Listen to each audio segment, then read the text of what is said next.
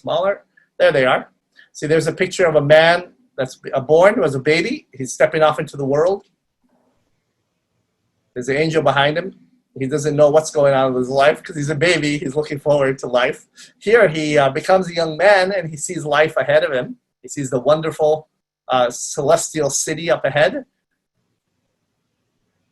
And here, as he grows an older man, he starts encountering life itself, the pain of life, the storms of life, the difficulties of life. And that difficulty symbolizes disease, destruction, pain, and things of that nature. This is what this young man is going through here. And the pain itself sometimes is so overwhelming for him that he doesn't see the transcendent and the truth behind him. See the picture there of the angel in the clouds? She's there, or he's there, or the divine is there watching over him. The divine is with him. Or the sense of the true, the good, and the beautiful is there, but he can't see it. And this is normal in psychological circles. When you are in the center of pain and you are in the center of turmoil, or your business crashes, or your mate leaves you, or your child dies, it's hard to see the truth and the good in life. Of course it is. And this is what this man's going through. And if you live long enough, you will also experience pain and suffering and turmoil and storms, or someone you love will. And this is what Thomas Cole's telling us in this painting. And here, toward the end of his life, he's an older man now. This older man is the symbol of the older, as he gets older, his life is broken down. Life is no longer, he can no longer see the beautiful pictures and the trees and the gardens because his eyes are faded. But right in front of him, as he looks up, the divine is close by him. The transcendent is there, calling him to something better, something magical, something wonderful. As he's older and as he begins to reflect upon himself, he's able to see that. Sometimes, though, I found that people can get so bitter, so angry at life, that they're still not even able to see the next step of life, which is the divine, or the heavenistic symbol, or the paradistic state. Joseph Campbell, here in this picture, there's a book I've been reading. I thought it was wonderful.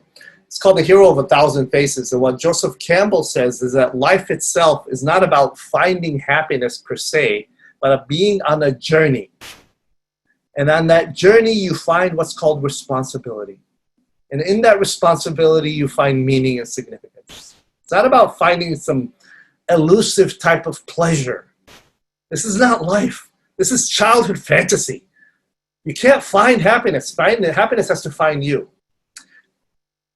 It's difficult to hear that because a lot of us are struggling. We want to find a good mate. We want to build a nice home. We want to clean our lawn. We want to find a good school for our kids. Why? Why are we doing this? To find happiness, per se?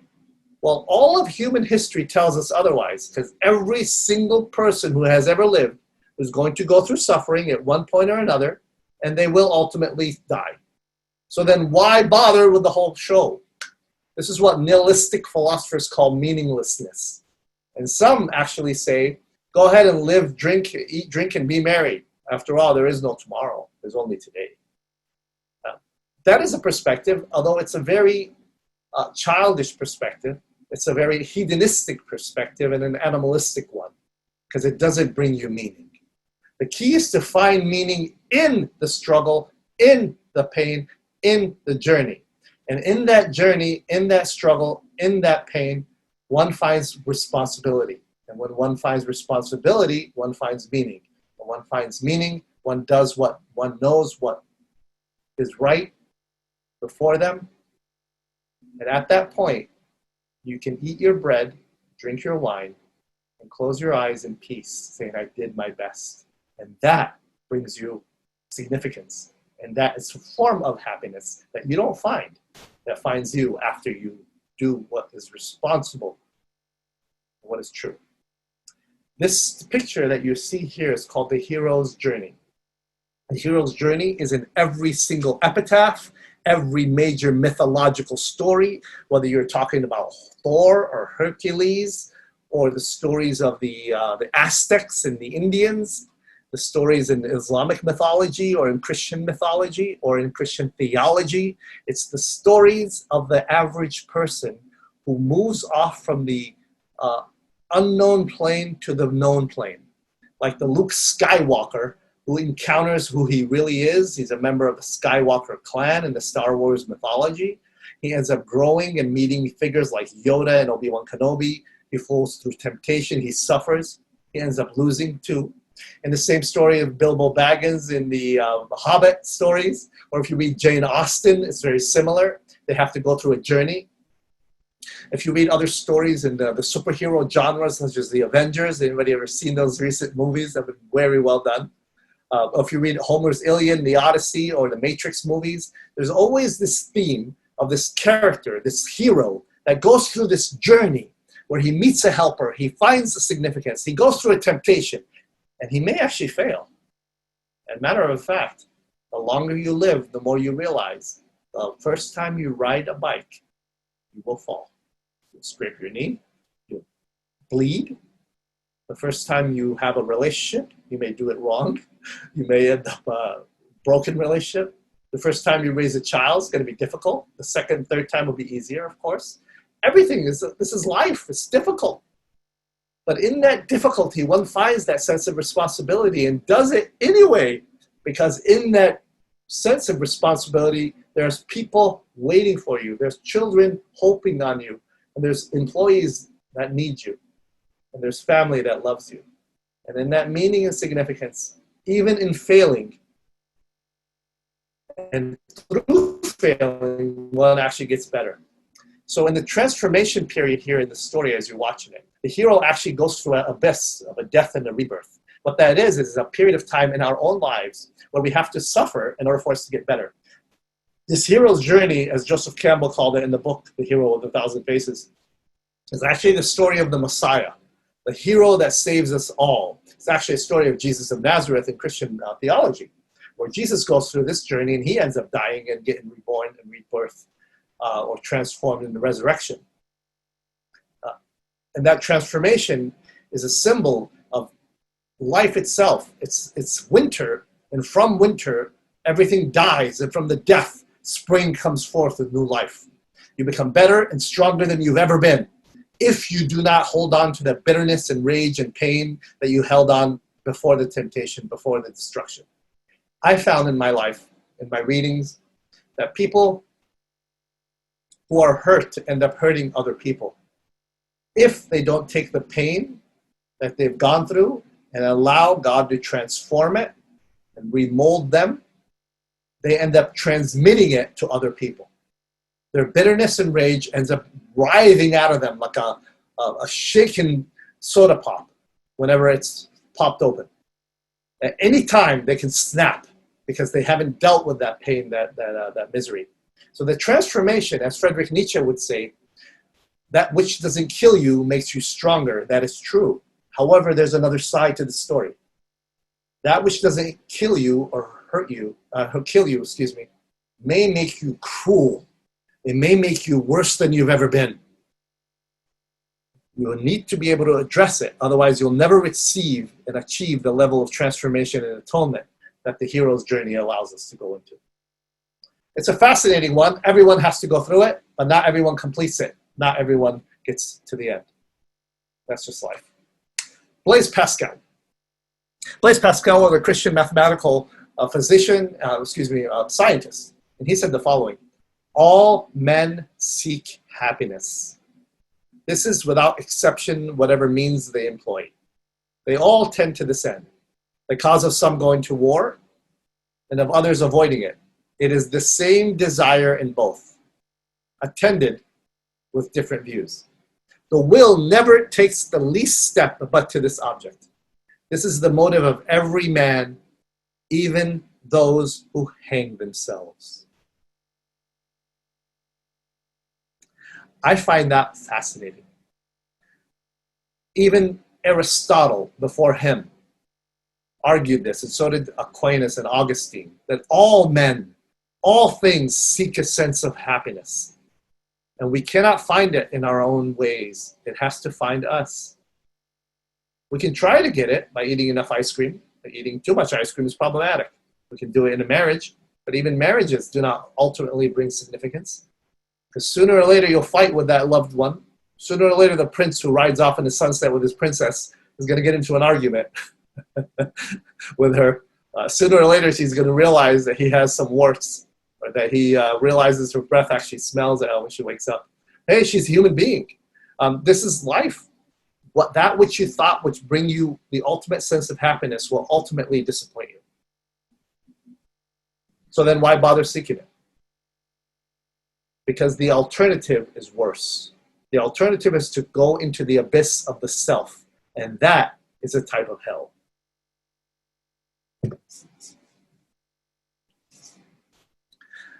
I'm going to get into here with, talk to you about Sorien Kierkegaard and his work. Sorien Kierkegaard wrote about the 3 stages of life. And in these 3 stages of life, I'm going to get into addressing exactly what these are and how they work through. He's going to be dealing specifically here with what you see is the concept of being boredom, anxiety, and despair. These type of situations arise themselves in anyone who deals with life long enough. Sorien Kierkegaard dealt with it in a profound way in his wonderful works. He was a philosopher, a Danish philosopher, writing in the 19th century, called the Golden Age of Philosophy. He was a profound thinker and a very disturbed individual on a personal level. But Pascal found in his life, Sorien Kierkegaard found in his life that to be truly, deeply spiritual and deeply individual, you need to deal with despair, you need to deal with the boredom and not ignore it and try to fill it with other things. Ultimately, all of life will lead you toward boredom, anxiety, and despair. They're the human psyche's major problems, and they're the ills of every man, woman, and child who lives long enough. The relief from boredom can only be fleeting. Passion or good play or a simulated situation with your friends or a great meal, all these things can alleviate it for a time. But sooner or later, they will come back. Either boredom, anxiety, or despair. How do we deal with these in the best way? So humanity has found different ways to deal with them. The first stage that Sorien Kierkegaard talks about is called the aesthetic stage. Now, the aesthetic stage is a stage where a child is born into. The great thinker, Piaget, and other child psychologists will tell us that all of us go through what's called the oral or the anal stage, or the stage of the beginning, where we only see the world like a baby. And the only way to enumerate or to deal with the pain and the frustration of the world is to fill it with other things, such as my toys, my family, my friends. As you see the picture there of the little baby, he's a little angry. Because why is he angry? He's angry maybe because he hasn't been fed, or his diaper is a little full, or his mama stepped out of the room. Now, the problem is with this child is that if you give him a WMD, that would be a weapon of mass destruction, he would probably use it and wipe everyone out. Why? Because all the world is about him. That's how he thinks. And this is a childish, immature way of thinking. One of the differences between a mature individual and an immature one is a mature individual sees the world that it's not only about me. I am not the center of the universe. And as you begin to grow, you begin to try to fill your life with other things that satisfy you.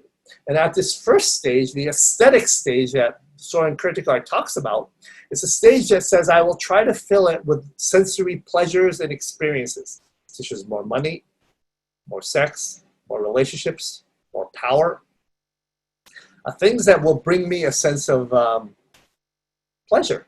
And there's more of that. Wine, great food, time with friends. These are wonderful things. Some of them can be. Of course, too much of it can be problematic.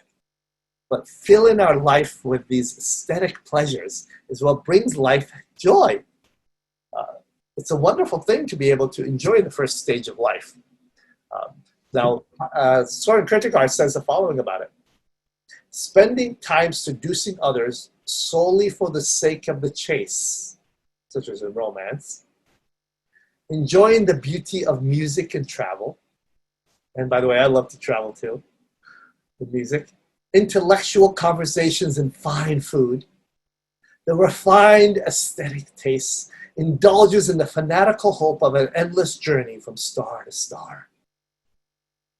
The first stage of life, whether you are a child or an adult, is constantly moving from one aesthetic high to the next. And it doesn't have to be sex, drugs, and rock and roll. It could be traveling to the next city, Paris, Rome, Italy, Barcelona, or moving from one lover to the next, or moving from one piece of music to the next, or one class to the next, or one weekend to the next. It's living that stage of constant bliss, but you never are ever able to fill your endless desire for happiness that way. It can't be filled. That's why you have to keep changing it or upgrading it. The second stage is a higher level. Kierkegaard tells us that the ethical stage is a stage where we end up joining a mosque or a church or an organization. We find ourselves connected to the FBI as a group. It's a great group to join into, great money you can make. Or join a police force, or become a professor or a teacher, or a lawyer, or an engineer, or a mother, or a father. And find meaning and significance in the stage where you are no longer looking at yourself, but you're looking altruistically to others. I'm no longer feeling, as the first stage does, a constant desire to fill my life with pleasure, pleasure, happiness, pleasure. What I'm looking for now is a sense of looking after others. And by looking after others, I join organizations that do that, such as the church or the FBI, or even joining a march such as Black Lives Matter, which is happening all over the country right now, social justice groups. I find my meaning by helping other people, not helping myself. It's a higher level. It's a wonderful level. It's how you find business. By the way, if you want to make some good money, find something that people really need. Create that, or work with somebody who has that, and then you will fill a niche. You will fill a need that people have. Then you can find money and a sense of security for your own family. But hopefully you're not doing it just to find satisfaction, because ultimately, as I mentioned in the first stage, it's not going to fill you. But finding that by helping others, such as creating a new iPhone or creating a new medical device or a new respiratory system that helps with COVID-19, those are ways of finding meaning in a social level, at the ethical level, by helping other people or dealing with racism in your communities or in your own life, etc. So these are ways that you can help others become better by dealing with problems on an individual level with a group of people. And that can be done by joining a group, or it can be done by joining an organization or a business. So the second stage is a great stage of growth. And it's a way of finding connection to the social group. Now here's a problem with the second stage. It's called groupthink. It's losing your sense of self, is what Sorien Kierkegaard tells us. When I join a church, I'm no longer an individual. I'm part of a Christian community or a mosque, a Muslim community, or a Buddhist community. When I join the FBI or the police force, I'm no longer an individual. I'm part of a unit. When I join a social cause, I'm no longer an individual finding myself. I'm part of a group that does it. And when I deviate from that group, when I start to say things that are theologically or sociologically or politically incorrect, I'm ostracized by that group. I'm pushed aside. And when that happens, I feel back to the earlier portions I mentioned earlier. Anxiety, boredom, and rage, and a sense of aloneness. So to alleviate those, I go through the first stage again, but that doesn't satisfy me. I go back to the second stage, and that helps me find my connection with others. And when I'm connected with others, the danger is losing yourself. You lose your money, you can lose your spouse, you can lose your children, you can lose your house. But Sorien Kierkegaard says there's a greater tragedy than all of these. It's losing yourself and not even knowing it. Because you never found who you are. And to find what I am and who I am, I can't just do it by being lost in a cloud of a group of people. That group may help me find my identity in a cultural sense or a religious sense, but it doesn't help me find my identity as a deep, significant sense of who I am. And what does that even mean, who I am? Sorien Kierkegaard in his writing argues, You'll never know the answer to that question unless you go into what he called despair.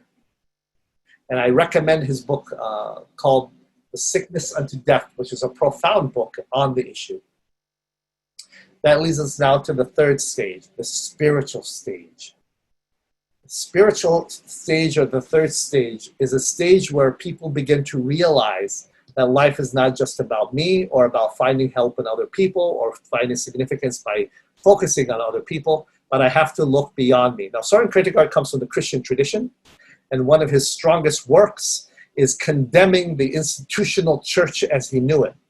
And he argues that in order for one to grow spiritually or psychologically or theologically, they have to do it in contrast, in contradistinction to the organized organization around them, not in connection to it. Because in his circles, people may actually go to a religious service like they did in the previous one, and find a sense of hope and meaning by helping other people, social justice, or even by helping themselves by reading the scriptures or going through mass or doing the 5 pillars or whatever it is that they're doing in their religious organizations. But they only do it because everyone else is doing it. And woe to me if I dare go against that clan. Now, I come from an Islamic culture in the Middle East, and woe to the individual Muslim if he stands up and says, I don't fully agree with the Quran. That's very dangerous to do because you're going against the social milieu of the day. And it's very dangerous to do. You can actually lose your life in some circles for doing that. But to find meaning in the third stage is to see beyond the group and to recognize the depth of despair that I go into. That I have to take what Christ talked about called take up my cross. Taking up the cross means taking up your responsibilities for the things you know you need to do. And Jesus said, follow him.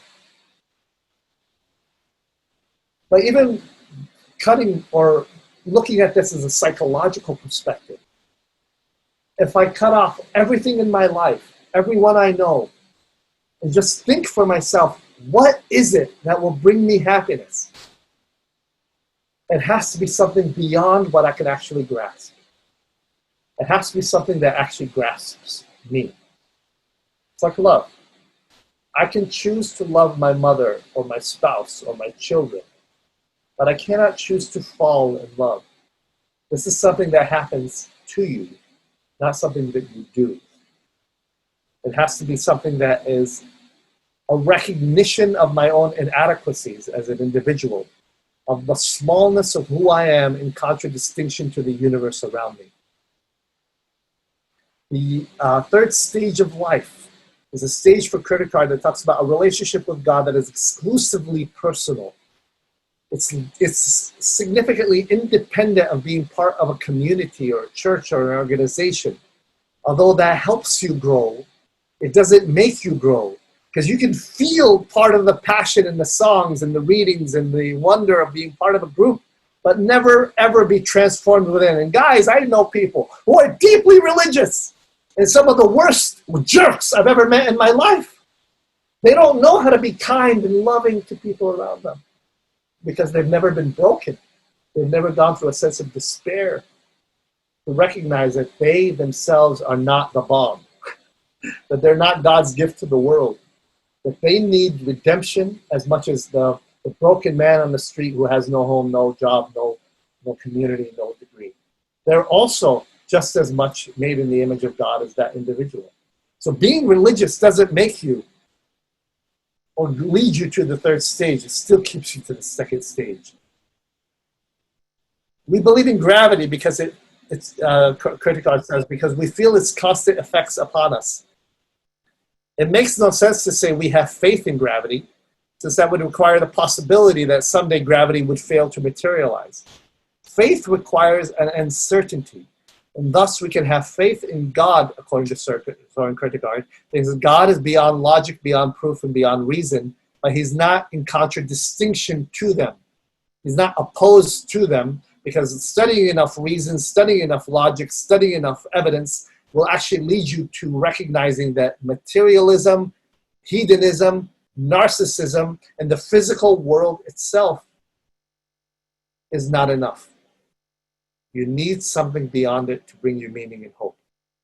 By the way, logically speaking, materialism or naturalism contradicts itself, because it says on a philosophical level that the only thing real in life is the physical. But that's not true, because thoughts are real and they're not physical. Justice is real, but that's not physical. Love is real, but it's not physical. Gravity is real, but let me say this clearly, it's not physical. Gravity is another level of energy, but it's a different type of energy. There are things in life that are not physical, that make the physical real, that make the physical allowed to exist, such as the laws of thermodynamics, the laws of nuclear energy, the weak and strong force in the centerpiece of the universe. These things are laws or stipulations or templates that make the physical real. They allow it to even exist. Materialism by itself is a self-contradictory position. So Sorien Kierkegaard says you must look beyond the physical to find significance, because you yourself are more than the physical body that you inhabit. Faith requires that jump into the unknown. It's moving into the cave that you fear to enter, because inside that cave you'll find the treasure that you've sought for all your life. But it's dangerous, because we find that people who try to go there are afraid. And it makes sense. Going into the depth of the water and sinking into it is dangerous. But there is no other way to find meaning into, like first Sorien Kierkegaard argues, you must despair of life. Then only then can you taste the beauty of it. Only then can you appreciate it. So finding happiness is not something that we do. Something that happens to us. By finding that life itself is not about pleasure, it's not about joining communities or doing social services, which are all wonderful things, by the way. But it's about finding who and the meaning for my purpose in my life, so I could be a better mother, a better father, a better employee, a better son. And by finding who I am in the transcendent, in that which I will have to face at the end of time, God, then and only then can I become better able to eat ice cream with joy, better able to raise a child, better able to climb a mountain, better in doing my homework and my work, because I'm connected to something greater than myself, because life is not about me. Life is about something much bigger, something much more grand. That's where religion comes in. And religion is profoundly interesting and fascinating. But it's also profoundly esoteric and problematic, because the spiritual leads people into the most absurd areas of the life. Richard Dawkins argued that God is like the cosmic spaghetti monster. There's no evidence for it. You may as well believe in the spaghetti monster for believing in God. People believe in Santa Claus. Why can't they believe in God too? Well, that's what you need. And what Sorien Kierkegaard says, what you believe in God has to also be true. And then you have to test your own motives for why you believe it. Am I trying to get the spiritual to twist it and turn it like a cosmic jock machine, put my money into it and try to get things out of it, squeeze the cosmic lemon of God for happiness, joy, peace, pleasure, love, wine, and travel to my next destination? That's not what the spiritual is about. It's a lot deeper than satisfying my own pleasures. But it's also something I need to be careful of, because anybody and their mother, if they're smart enough and charismatic enough, can create their own religion and convince enough people and deceive enough people into following them. That's why it's so important to question your spiritual leaders, your books you read, the things you watch, and more importantly, your motives and why you do it. One of the most profound books I've read this year by Jordan Peterson is called 12 Rules of Life. He's got another great book called Maps of Meaning. In there, he says something interesting about finding happiness. He says that pick up the cross of your tragedy and your betrayal. Accept its terrible weight. Hoist it on your shoulders and struggle impossibly upward toward the kingdom of God on the hill. The alternative is death and hell. Pick up the cross of your tragedy and your betrayal. All of us, at one level or another, have gone through different levels of pain. And if you haven't yet, it's coming. Pick it up and deal with it like a man. Deal with it like a woman. Deal with it with somebody with a sense of responsibility. Deal with it with somebody who can actually take the pain and transform it like like a bird going into the proverbial fire of the phoenix. The wood that is in you, that's dead wood, will burn away into the fire in the crucible of pain and tragedy. The things that don't make you you, who shouldn't make you who the person you should be, will end up burning away in pain and tragedy and suffering. And when you come out of it, if you can allow yourself to give yourself over to the divine and to God, you can transform that over and give up your wondrous desire for revenge and give that person over to God. Let him go. Give him over to the police. Give him over to the FBI. Give him over to the lawyers to deal with. But at the deeper level, I need to accept responsibility for what I have done or what has been done to me. And pick that up and use it as a way to help other people. Whether I've been raped, whether I've been abused, whether I've been robbed, whether I've been betrayed, whether I've been at a loss, whether I got a diagnosis that's terrible, that's life. I need to deal with that in the best way I can. Not letting people get away with it. I'm not saying that. You give them over to the proper authorities and deal with it properly. But deep within, we need to let it go. One of my students came to me a number of years ago and told me she had can't forgive her father for what abuse he did to her when she was little. And I asked her, have you ever talked to him about it? She said she can't. He's dead. Well, she's the one who's suffering here. She's holding on deeply to a pain that should not have been done to her. But to hold on to it and make it part of her identity is destroying her potential to move from the third stage of happiness. We need to let that go. We need to pick up our responsibilities as a father, whatever that is, as a mother, as an employee, as a student, and do that to the best of my ability. And if I fall and if I fail, so be it. Let me fall. I'll come back up stronger and better from it. That is where you find significance and happiness. By dealing with responsibility, dealing with tragedy, dealing with suffering in a responsible way, then you find purpose. And when you find purpose, you can do what happened at the end of the Iliad and the Odyssey. You can lay your head down at night, knowing that you did your best, knowing that you did what you should do, and you sought the divine with all you have. You may fail, but at least you did your best. And that brings you hope. And hope is where you find happiness in that sense. Sorien Kierkegaard wrote in his journal in 1835, I'm going to read portions of this with you. The way I have tried to show in the preceding pages is how these matters actually appeared to me. But when I try now to come to an understanding with myself about my life, things look different. Just as a child takes time to learn to distinguish itself from its objects, and quite a while so little distinguishes itself from its surroundings. That, like keeping the stress on the passive side, it says things like, me hit the horse, so too the same phenomena repeats itself at a higher spiritual stage. Therefore, I thought I might gain more peace of mind by making up new line of study, directing my energies towards some other goal. I might even manage for a while in that way to banish a certain restlessness, though no doubt it would have returned with greater effect, like a fever after a relief from a cold drink. So what Kierkegaard is saying here, as a child, I try to find a relief from my boredom, from the journey, but sooner or later it will return to me. So he continues to write. What I really need is to be clear about what I am to do, not what I must know, except in the way of knowledge and peace to precede all action. It is the question of my understanding of my destiny, of seeing what the deity really wants me to do.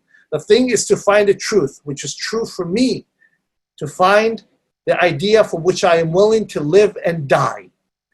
And what is that thing that you need to find is the truth for yourself, is what Sorien Kierkegaard is saying. I need to find something that is true that I'm willing to die for. Now keep me in mind here, guys. Beware of falling into the deception of relativism, of thinking whatever it is I think is true becomes true merely because I think it's true. It's like me thinking I have hair and a great, Elvis Presley hairstyle. I may believe it with all my heart, but it's just not true. No matter how much I believe it. I can believe I don't have a diagnosis of this particular type of cancer, but I still may have it in my blood. The reality is I need to come to terms with what is true and then connect myself with that. And I'll never know what that is unless I study and research it. And once I find out what actually is true in certain areas, at least to the best of my ability, then this is where Sorien Kierkegaard's point comes in. I need to find a truth that is true for me that I'm willing to die for. And Martin Luther King said it the best. Those who do not find something worth living for will never find something worth dying for. So you need to find something that makes you or gives you hope. And you cannot find that by just going after pleasures of life or joining a community. You need to look beyond yourself to the divine.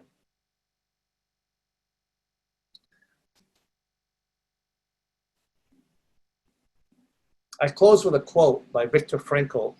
Viktor Frankl was a victim of the Holocaust. And he said the following: don't aim at success. The more you aim at it and make it a target, the more you're going to miss it. For success, like happiness, cannot be pursued. It must ensue. And it only does so at the unintended side effect of one's personal dedication to a cause greater than oneself, or as the byproduct of one's surrender to a person greater than oneself. Happiness must happen. And the same holds for success. You have to let it happen by not caring about it.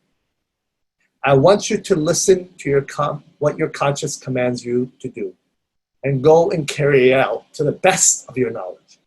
Then you will see that in the long run, I say, success will follow you precisely because you've forgotten to think about it.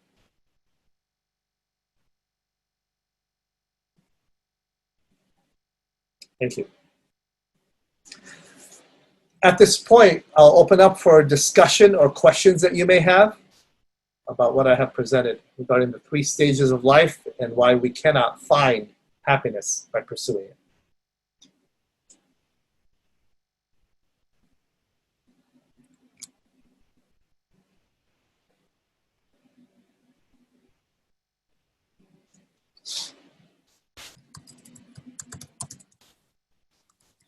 Professor, this is Livia Salazar. I was very impressed with your presentation. I don't specifically have any questions, but what you have presented today, I was able to cross-reference it to a book that I was reading about 2 semesters ago, The Sign of the Cross, and it goes through different stages. And when I got to second to the last chapter, it made a tremendous connection. I'm a very active Catholic, but all along, I didn't think I really understood that suffering is a part of life. And not unless you understand and embrace that suffering and utilize it to be a greater person, you'll continue to live in misery. And you have just completely connected your presentation today to this book. So thank you, truly. Thank you for those insights. That sounds pretty helpful. That is helpful. Thank you so much, Livia. I do have a comment. This is Krishanda. Hello, everyone. Hello. There's part of your presentation that I took as the human tie to responsibility, that being children, if you're a parent, employees, if you're a boss, whatever that human connection is to responsibility, is that link to happiness. So without that responsibility and that human connection to it, then there is no link to happiness. And that's kind of my small takeaway on the responsibility part of it. Once you're entering into the ethical stage.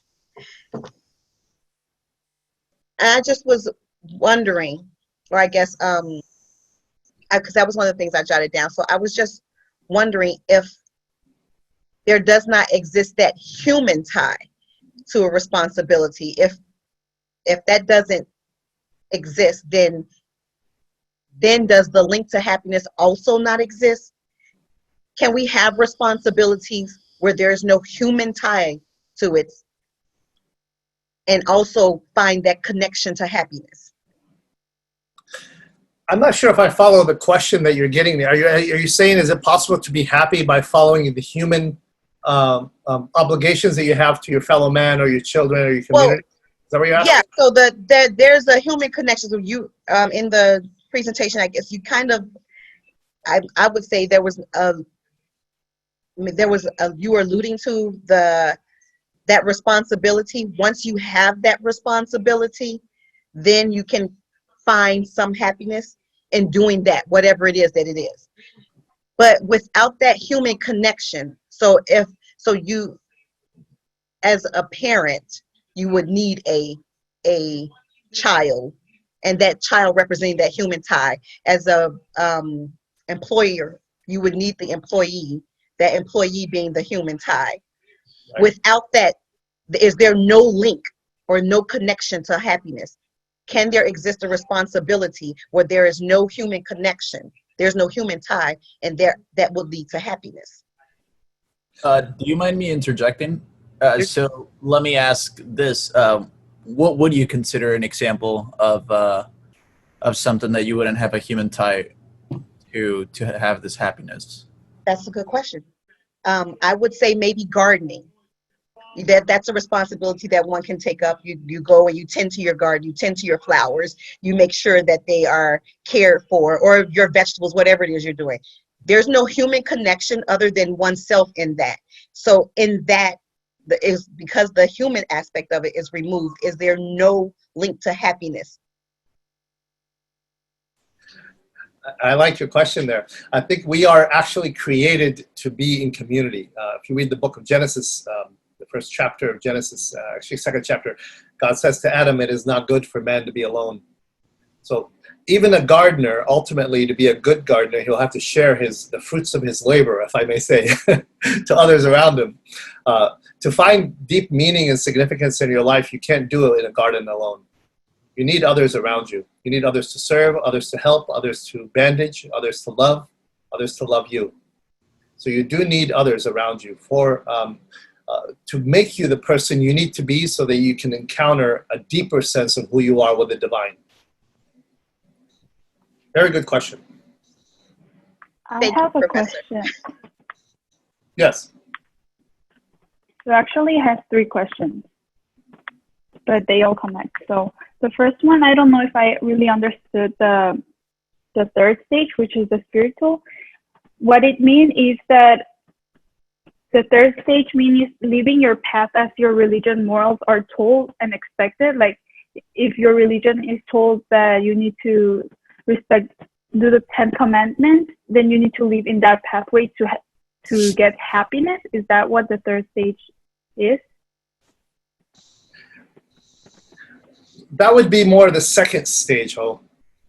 For example, following the 10 Commandments, which is in the Jewish tradition. Actually, Islamic and Christian tradition hold similar pathways as well in there. That would be more the second stage. The third stage is going beyond that and asking yourself the question, why am I following the 10 Commandments? Why am I doing it? Am I doing it so God can grant me a new car, a better husband, more healthy children, a healthy body, a nice house? Is that why I'm doing it? So I can get God on my side to serve me? Or am I doing it for a deeper reason, because I want to be right with God and find responsibility in everything else in my life, and find meaning and significance for that, and ultimately toward eternal life? So following the path of the 10 Commandments is more a second level than a third one, unless you're doing it for the reason that is beyond just impressing other people, or trying to get something out of God, or squeeze God like a lemon to get him to do something for me. So if for example, I'm following the 10 Commandments not because I want to be seen as a better person, but like because I believe in the Bible and what God told me. If I respect all the 10 Commandments, I'm just how to say it, like a good girl for God seeing your child. That'll do what? I'm sorry. Like for example, if I'm doing the 10 Commandments not because to be seen for other people, but because I want to do it by myself to be a better Christian. Can that apply as a third stage, or still is the second stage? That would be more the third stage, yes. But you need to ask yourself, why do I, quote, want to be a better Christian? Because in human way of seeing the world, we always compare ourselves to others. We always ask, are the clothes I'm wearing appropriate to the situation I'm going into? If I'm running for law, I have to compare myself to other lawyers or politicians. So it's always a comparison issue. So it's hard to divorce yourself from that when you get into religion. You end up comparing yourself to other people who are not following the 10 Commandments, right? So you have to question, why do I want to be a better Christian? What is the goal? What is the point? And this is where Sorien Kierkegaard makes us question ourselves. Am I doing it just to please myself, or am I doing it to please God? And there is no distinct difference between the two. Ultimately, if you do follow the path of the right and the good and the true, ultimately, happiness does come to you. You can't grasp it, or heaven, that is. Thank you. So you had a couple other questions? Yes. So also, does it need to be in the certain order, like the first stage, second stage, third stage, or can like for example, can we skip the first stage and go directly to the second stage? This is something scholars have struggled with. It's not like a stair that you climb and you move from the first stage and jump to the second. Finally, you achieve it. I made it. Now I'm at the third stage. That's not human. What ends up happening is you end up fluctuating through different stages of life. You end up moving toward that which gratifies you and brings you a lot of pleasure or peace or happiness, and then moving into helping other people, and then finally finding a sense of peace and significance of who I am, and finding that contentment with myself, and finally with God, and that sense of peace where I'm finally ready to meet God. So it depends on the stage of life. For example, if I have a child and I'm playing with him on the playground, I will be filled with the first stage of joy with the little boy as he encounters a butterfly for the first time, or scrapes his knee and I'm trying to help him. I'm caught up in the first stage. As he begins to grow, I fluctuate throughout my day. I may go into the second stage and finally through the third stage. I think there's no one place, but what Kierkegaard is saying is beware of getting caught in the first stage, because that's a childish stage, an immature stage. Beware of being deceived by the second stage of constantly doing social services or helping other people, being part of an organization, because you can lose yourself in the second stage. Once you recognize who you are, that you are created in the image of God, and you're very special, and there's a purpose for you in your life, and you can find peace with God and peace with your own self, at the same time recognizing your own inadequacies and sins, you have that peace with God, and then you have achieved the third stage. But achieving the third stage doesn't make you inhuman. You still, if you're alive long enough, you'll fluctuate between the three stages. Thank you so much. Sure. That's all. That's all right. I have... Professor, may I ask one final question? Yes. Go for it. In stage 3, Professor, you spoke about redemption. Can you go through that process again for me? You were talking about a few examples where a little girl was abused by her father, and you mentioned something about redemption. Can you help me connect that again? Sure. When somebody's abused, like a situation with my student who was abused by her father, and she couldn't find any peace, and she was very angry at him, legitimately so. The problem with it is that the man died, and she was holding that anger, that resentment, that bitterness and rage to the point where she went into emotional and spiritual psychosis. She wasn't able to progress in life. In order for her to release that and give him up to God, let God deal with him, let God punish him. Vengeance is mine, saith the Lord, is a concept in the Old Testament as well as in the New Testament. It's releasing to the divine those who have hurt you, so you don't have to hurt them yourselves. Forgiveness, if I may put it this way, is the fragrance a rose gives off after being stepped on. That forgiveness is the fragrance a rose gives off after being stepped on. That fragrance that you release is the releasing of your right. Let me say that clearly. Your right to hurt somebody back. You let it go. You give them up to the divine. That's the third stage. She gives up her right to hurt her father back, because she can't hurt him back. First, secondarily, ultimately, only the divine can deal with him. And then she uses the fragrance to help other people who have suffered similar ways and find meaning by taking up the responsibility of helping other people who also suffered. And through that, she finds redemption for herself. Beautiful. Ultimate redemption, according to Sorien Kierkegaard, comes through Christ and his vicarious suffering for us.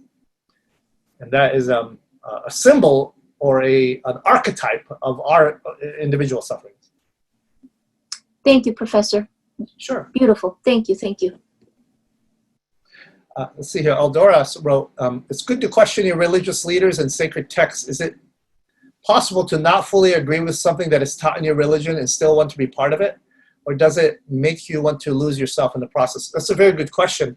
It is very much possible to be Catholic and not agree with everything that comes out of the Vatican, or to be Baptist and not agree with everything that's being taught in your Baptist church, of course. Or to be Muslim and not agree with what's happening in Islam. Of course, it's very much possible. You're human. The problem comes in with not being able to raise your voice and express that in a safe place. If you're not in a place in your religion or you're in your community where you're able to be an individual under question, to raise concerns, then maybe you need to question whether you should be in there at all. Not necessarily to leave your faith, but maybe to leave the particular church that you're in or community, because they may not be open for change.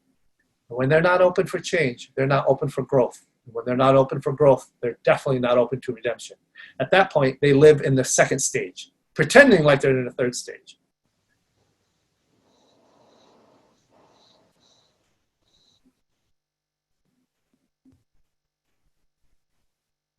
So, concerning the comment you just made, what would you recommend, I guess, as bystanders to try to help someone in that sense that is struggling in the aspect that they are, because I'm all for everyone to have their own beliefs, you know, I'm accepting of everyone's beliefs, like you do you. However, though, like you said it earlier, you're like, you could be the most religious person and you could be the worst person ever. So like, what would you consider to be the best way to go about it to help someone? Kind of not necessarily like to convince them, because then at that point it sounds like someone has a personal agenda, but rather like help them see, I guess in a sense, what might be wrong with them. Who's speaking, by the way? It's Ben. Ben, there may be something behind the question that I'm missing, so I may have to ask you to expand on exactly what you mean by it. But in generally speaking, if you find somebody who's hardened in their way like the proverbial mental rock, and they're unwilling to change, then the best thing you can do for them is not help them, because you're wasting your time. There's the old adage that says you have to shake the dust off your feet and walk away. Because there are some people who are unwilling, or they're not able at this particular stage in their journey to hit what's called rock bottom. And some people do not change when they see the light. They only change when they feel the heat. So you can shine as much philosophical, psychological, and religious light to them all you want. If they're not at the stage in their life where it's more painful to be where they are than where they could be, they won't change. That's the first thing I want to say. The second thing I want to say is there's the old concept of dropping a seed and waiting for it to sprout. It's doing the right thing for the right reason and trusting God for the result. So if there's somebody struggling and they're abusing their position or their family, or they're hurting other people, and I have to actually step in as a sense of responsibility and say something to them and let them know lovingly, at that point, I've done what I could, and I need to say it, whether they want to hear it or not, or report them if they are abusing their position or their power, because it's my responsibility to do it, and I am derelict of my duty if I stay silent. So I need to speak up and say something to them.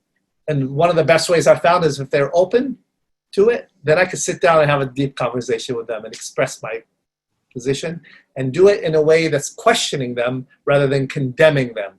Because I'm not God and I'm not in the position of a prophet, but I am their friend, and because I love them, it's my responsibility to tell them, this is hurting you and it's hurting others.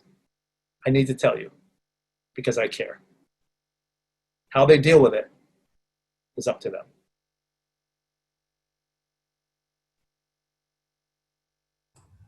Okay, yeah, it's a really good insight. Somebody just asked in the comment section, do you think there is so much hatred in our world because people have not reached stage 3? I think that's partially true, yes. The ancient scriptures call it sin, which is a divorce from the spiritual connection to the divine, to the God. To Christ and to the universal beauty. And one of the ways people deal with their hatred and their pain is by hurting other people. And they don't even realize they're doing it. That's the sad part. Or justifying it, which makes it worse. So yes, I think there's some truth to that. People have not reached stage 3. Many people who are religious live in stage 2 as well. So just because you look like you're religious or spiritual doesn't mean you are. Somebody asked, will this be recorded? Yes, it is actually being recorded now, so the FBI can listen to it. Not that they want to listen, they have better things to do. Somebody else asked, talk about violence, racism, corruption. Yes, of course. Definitely, those stem from staying in stage 2.